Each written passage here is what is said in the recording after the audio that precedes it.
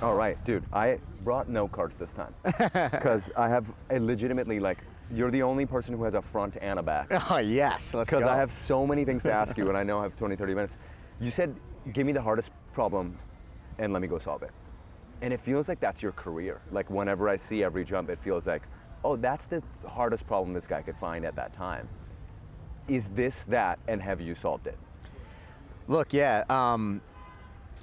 I mean, I don't know. I love the challenge, and I genuinely do look for experiences that are going to truly push and grow me as a human and a marketer. Yeah.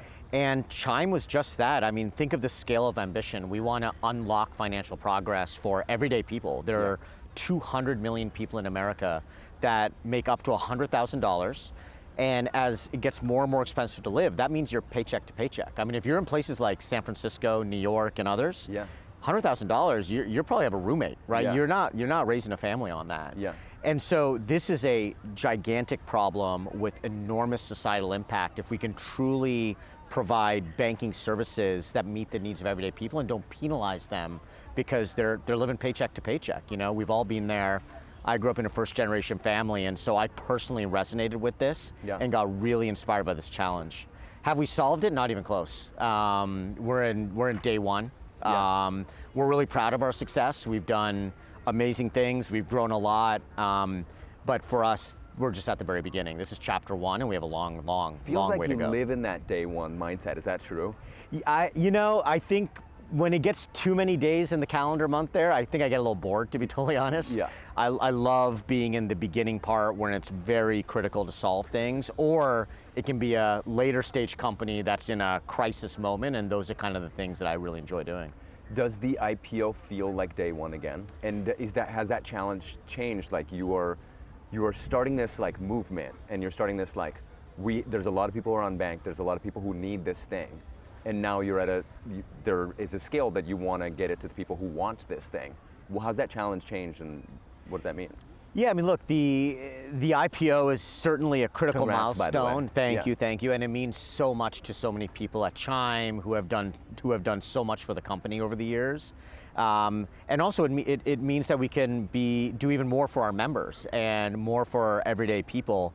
And you know, we go far beyond, as you know, having worked with us, the unbanked. I mean, 200 million people in America just don't have the services they need from the traditional players, or because they can't keep a minimum balance, they get charged a fee. Imagine struggling to keep a minimum balance and getting charged a fee just because you can't do that, right? Yeah. I think we've both been there. Yeah. You know, I don't know if you know this, but like the vast majority of people in America don't use a credit card. They still use a debit card because they're scared of credit. Right. But credit is one of the most important things, as you know, to create financial progress, to buy your first home, to buy assets, to do things. Yeah. And so, you know, like I said, the IPO is a great milestone, but it truly, for us, we've tried to find this balance of saying we're proud, but this is a day one moment for us. This gives us the fuel to enter our next chapter, and it's always this balance in our culture to celebrate, but also stay hungry, and that's what we're trying to do. It's the money's such an emotional thing. It really is. Like when I moved to the U.S., I remember my brother holding up a card and said, "This one's debit. This one's credit, don't get this one." Yeah. And I remember the first few, I was just like, don't get credit, every time I would go to the bank. Yeah. But you guys have done such a good job of like educating. Yeah. How much of that has been like educational, like that seems like a form of marketing that you've done very, very well that nobody does in that space. Is that how you think, is that the kind of like secret to success also? Yeah, but the key is education. There's plenty of, you know, corporate financial education and literacy things out there. Yeah. But every day, that doesn't relate to how Gen Z, Gen Alpha, and beyond sort of consume content now, right? So our superpower has always been social media. We built our brand through our social channels, creating content that resonates with everyday people. You know, simple things like one of our most famous posts was we explained the concept of saving for the future and how much to save for your everyday expenses, using like a burrito and stuffing it with ingredients and saying, this is your savings, this is your everyday expenses. Yeah. Or we partner with celebrities and content creators to just make financial literacy content that resonates in a way that it doesn't feel like we're corporatizing, we're not shoving things down people's throats. We want people to be excited about financial concepts, financial literacy, and we almost treat our social channels like branded entertainment. We have an in-house studio called In the Green Studios, and we make all of it in-house, and we create content that I think works and wants people to learn about financial education. What I love about the brand that you built is it doesn't make me feel dumb. I feel like the financial brands make me feel dumb, so I'm like, let's give them our money. I'm stupid, so let me just give this bank of money. And you've kind of just made me feel smarter, so I can make the decisions and feel like with Chime, I'm making the decisions instead of like being, like, let's get a man in a suit to tell me what's up. I think that's right on. I mean, we think of ourselves as just smarter banking, right? I mean, it doesn't matter how much money you make. Why would you pay a fee? Why would you ever want a bank that charges you overdrafts, right? So we just think this is smarter banking, and you know, the reception has been amazing in the market. Dude, what's the difference? So you said earlier you've done the opposite challenge of this as well, right? So you've taken big brands, Walgreens, J&J, like big tankers, and been like, I'm going to digitize this business. I'm going to like break the mold of how things are done. And I'm sure there's a huge team that you're trying to do that with. Versus this, you're trying to build something ground up. What's the differences, and what have you learned on both ends? Well, in the end, the one thing that doesn't change is whether you're in a large company or a small company, you need to have a leadership vision that can motivate people, right? In the end, people will follow people, right? Yeah. People will follow what they believe in. Ultimately, we're in the human business at the end of the day. Yeah. And so that thing never changes. I think the thing that changes is, you know, when I came into Chime 3.5 years ago, you know, we're a digitally native company. I'm surrounded by folks that, you know, have lived in Silicon Valley, founded companies, lived in some of the most iconic digital first companies of our time. So there's not that much education you need to do. It's more alignment, rallying, and making the right choices against which to invest. In the larger companies, so usually I'm hired to come into those companies from the outside because they want a bit of a change agent, someone who can like do a little bit of disruption and like just kind of get a bit orthogonal to the ways of doing things. Right. At J&J, I joined J&J in the time when, you know, more than a decade ago, when programmatic media, if you still remember that, was just starting, right? The era of set it and forget it media was going away. Yeah. Things were getting much more programmed and programmatic across channels. It was the rise of Facebook and Google and digital marketing. I still remember, I think I signed the first global deal in Google's history while I was at J&J. And those were, at that time, were really new ideas. They were really new concepts. Like, we're gonna pre-commit revenue to Google in a deal to get better rates. You know, this is almost 10 or 12 years ago. Yeah. So ultimately, I think the difference is you're doing a lot more teaching while you work, right, in these big companies. Or do you find yourself doing that in the small company, or You know, I'd say less on, you're doing much more coaching, mentorship, how to get after it, you know? Right. But you're not, at Chime, there's no need for me to teach or educate. Unlearning or undoing that needs to happen. You know, the folks are already very digitally native, already understand the power of social media and the power of, you know, golden data sets to fuel modern MarTech and ad tech. Yeah. At a J&J, I mean, it was literally, we ran training programs around the world on the changes in media and what's happening in programmatic marketing. We created sessions in all corners of the globe because people will only follow if they understand, you know? And so there had to be a little bit of that to happen. And, you know, that's not good or bad. It's just, that's the difference in leadership. Is that kind of when you learned that I don't have to do marketing, I have to kind of like teach and lead and like that kind of stuff? I say a lot, you know, I say a lot to people, and you get to a certain level, you're working on the business, not in the business. Right. And so that's a big part of operating at massive scale. But the thing I love about, and that's true at like these $50 billion, $100 billion companies I've been in, but what I love about companies like Chime and Ancestry, where I was before, is they're just that right size, where I can lead and do. Yeah. And I don't think you'll ever take that like doer out of me. I love to be on the field. Yeah. And I think companies like Chime and Ancestry suit me really well, and it's some of the most fun I've had in my life. You're on like 19 boards and like part of 6. Like, how do you do all of that? Like, I see people like you, and I read everything that you're doing, and I'm like, oh shit, I'm not like doing enough. Like, it seems exhausting. How do you find time to like compartmentalize all those things and run your life? Well, And does that help you overall? exactly. Yeah. So a couple. Let's start with that. So why do I participate in? I'm usually participating in 4 or 5 things at a time, and the reason is simple. Our industry is changing so quickly Yeah. that just operating inside your echo chamber, Yeah. just you lose what's happening outside. So things like, I'm the chair of a VC company CMO advisory council. This is a seed stage company. So I'm seeing the earliest founders in our industry creating new products in their deal flow. Yeah. And that's keeping me very connected to where the world's going. Allows me to do some angel investing and things like that, so I can actually fund and participate in the next generation of founders. Yeah. Then there's industry boards. I was the chairman of FE Worldwide, and that to me that's a nonprofit. That was my way of giving back to this industry that has done so much for me, and I care so much. Yeah. We had to.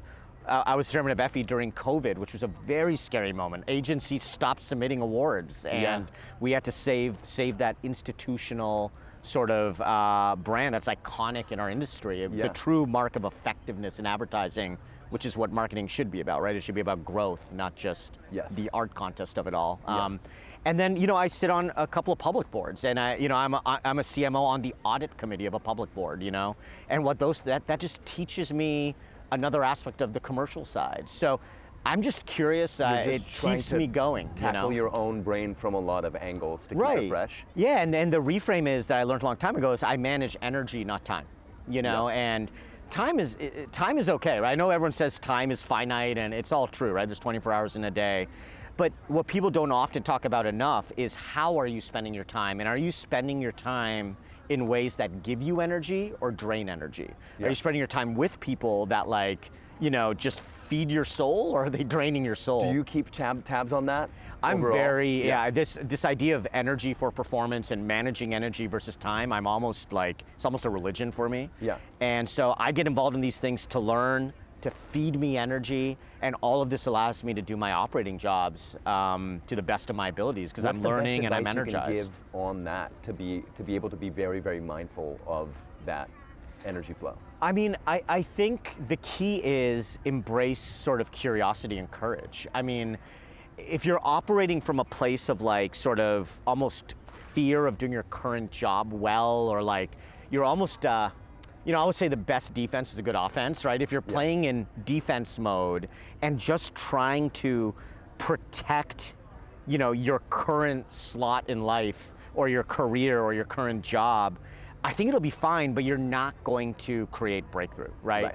I think you have to play offense with your curiosity. You have to have the courage of your convictions that are coming from that curiosity, and go and learn. It's a hard thing to teach, in my opinion. Playing offense with your curiosity is such a good way to put it. That's what it is, man. Some people are curious, I'll get to that later. No, let's get out in the field and get after it. It feels like this might be a outside realization, but you can tell me. It feels like marketing and product are working really closely together. Absolutely. That's not, I can count on my one finger the amount of companies that's happening at. Yeah. How do you do it, and how important is that? Well, first we have an amazing chief product officer. His name's Madhu. He's a great partner, and he's just got an unbelievable vision for how our product needs to evolve.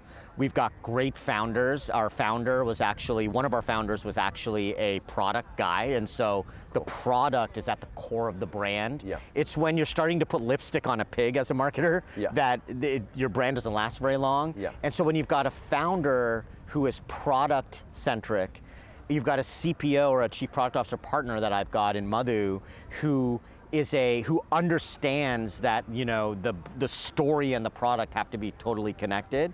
It makes it much easier. Now, very tactically, when I joined 3.5 years ago, we had an almost non-existent product marketing department. Yeah. And in tech companies, getting that nailed is very right. So I hired an amazing guy named Nick Fairbairn. He came in, joined the team, asked me to be our first VP of product marketing.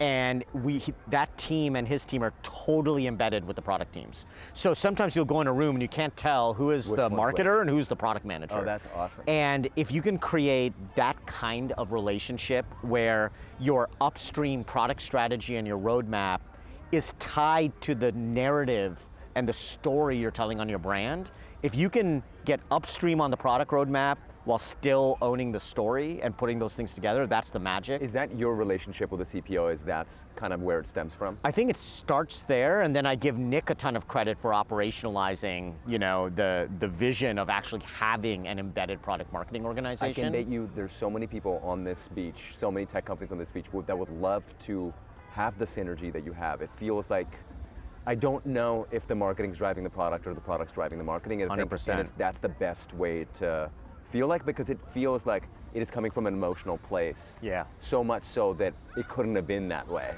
That's 100% right. This is the best example of that I've ever been in my career. If you look outside of Chime just for a second in our industry, what are you most excited about, nervous about? Like where do you think what's going to be important and what's not going to be important? I have like specific questions of that, but just generally. In Chime specifically? No, generally marketing. Oh, wow. What have you heard here? What have you been it's funny, about? the one thing I haven't heard here is the thing I think is most important, and that worries me a lot. Sometimes I get worried about Cannes, I don't like the optics of Cannes for our industry personally. Yeah. And sometimes I'm not sure we're talking all the right things. The thing that I am most excited about, I think will be truly most transformational, which I've barely heard here except for one sign just a couple of blocks over there, is agents and agentic marketing. Yeah. I mean, that is where everything's going. All of us, whether we're creatives, account folks, CRM people, brand people, performance marketers, it doesn't matter.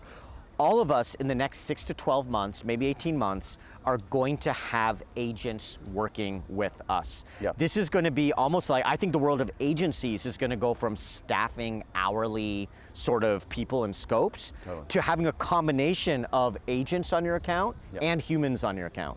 And it's going to be this world where you're going to have these autonomous sort of agentic sidekicks that are going to do so much of the planning, the buying, even the concepting work. I think the insight and the human truth still have to come from humans. It's hard for, I think, at least for now, a machine to come up with human truth. Yeah. But I think this is going to completely transform the way we work, the way we organize, the way we hire. It's going to be the most transformative thing we've seen in marketing. What are you going to do at Chime that's going to be in that line? Well, we're already well on our way. You can imagine in a company like ours, which is, people deposit their paychecks and they have balances and they live off this account. We'll get a lot of customer service questions, right? Hey, did my paycheck get deposited? Can you tell me a little bit about this? This is their money. This is like the most important thing in their lives to help them fuel things. So our customer support team is already 70% plus being managed by agents. Some of those are chatbot agents. Some of them are actual voice agents. We're actually calling and it's an agentic sort of voice. That's an example of agentic sort of customer service right there. And I think that was such an important early use case, and I think that's probably going to be the use case that's going to scale first, as we have. I think largely because we're already used to working with outsourced offices for customer support, right? Back office services. A lot of companies have offices in the Philippines, in Costa Rica, et cetera.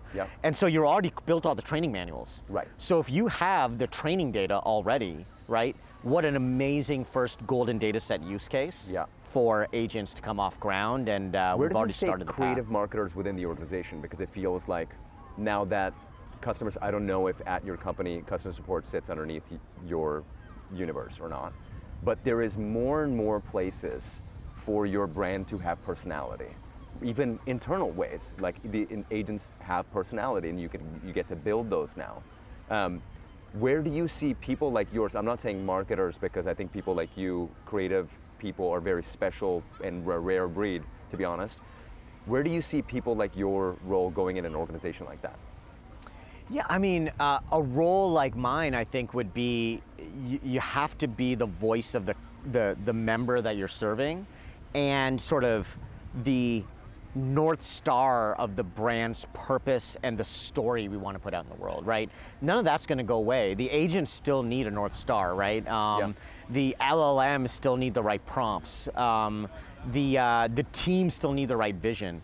I don't think any of that's going away. So the truth is, I think the core of my job is to make sure we understand our members, make sure we unlock our purpose, and make sure we tell, in our case, America, the story of what makes us different and why we're the best solution for everyday people. I think the most creative strategic people are about to be so overpaid in a good way. Yeah. Because there's so little of them. Yeah. And to guide now a bigger universe. Yeah. Is going to be harder and harder. Yeah. And there's about, the marketers that you see like, oh, that guy's not too smart. Yeah. How does he get, like those people I'd be really worried about. Yeah, I think folks that either don't operate from a place of strategy and story and narrative first, right, kind of tactic up, those folks are gonna just struggle, and folks that aren't really curious about agents and agentic marketing and everything happening in the world of AI, I think it's gonna be a tough go. To your other organizations that you're a part of, when they're hiring a marketer to lead efforts, is there something that you're telling them like, hey, this is the kind of marketer a brand needs when you're building ground up? Yeah, absolutely. I think you need, our industry for too long has had this sort of brand versus performance marketing sort of debate. Yeah. I actually hate the term performance marketing. I call it direct response because I think everything performs. Yeah. And I usually talk about this like this Tupac Biggie situation in our industry. Like there's West Coast marketers and East Coast marketers. I think when you're hiring kind of the modern version of a CMO, they're folks that can geek out real deep on the direct response side and understand the unit economics of their business, their LTV to CAC, their payback periods, but at the same time, they can tell the story of a brand, and most importantly, they can understand how building a brand creates future interest, future customers, that keeps your direct response engine efficient and filled to actually bid on people with high intent. So I think that's the secret sauce. I think almost any company needs that. How many of those people exist in this industry? It's kind of the way all of us grew up. My generation. We were trained. Yeah, we were trained in CPG. Yeah. And then there was tech people. Yeah. I happened to like move to Silicon Valley after CPG and like just saw the world changing. I think I was a 30-year-old president at J&J, and I was like, oh my God, the world's changing, I gotta leave. And I moved to Silicon Valley, took a massive pay cut, and relearned everything Would you advise that for marketers if you've if you're traditionally from one background? Big time. If you are someone who wants to be a CMO in the era in which we're talking about, and not everyone wants to be, but if you want to be a leader of the marketing industry, I think you've got to chase experiences, not titles, not pay. You've got to chase experiences that make you as holistically well-rounded as possible. I feel like I was talking to somebody and they were like, CMO is such a hard title to have because anybody who's made CMO doesn't want to not be CMO again. Right. Same with you, like I've been a president, why would I not be president again? Right. I feel like because we value emotion and stature so much, that it becomes part of us and we don't want to give that up, and might be the best thing to do. I think it is, and you've got to let that curiosity sort of win in all of this. You want to open a pizza shop on a beach. Yeah. What's it going to be called? I haven't gone that far yet. Maybe by then my agent will help me name it. Yeah. But yeah, it's I grew up as a first generation kid. I didn't even know all this was possible. I didn't even know what career marketing was. I had a couple of lucky stops along the way where someone taught me something and showed me a world I didn't know. But in the end, my goal is real simple. We'll serve craft coffee, we'll grind it in front of you and during the day, and we'll turn it into a pizza shop on the beach in the night. And I'm a simple guy in the end. Fuck, dude, I hope that I retire at the very same time and I'm there at your coffee shop. Lifetime pizzas and coffee for you, man. Oh, dude, you should. Now I'm going to take you up on Let's that. do it. Dude, thank you so much for doing this. This is my pleasure. awesome. Thanks for having me, man. Thanks. Yeah, dude. great to spend Appreciate time. Yeah, thank you. Thanks, dude. This was awesome, dude.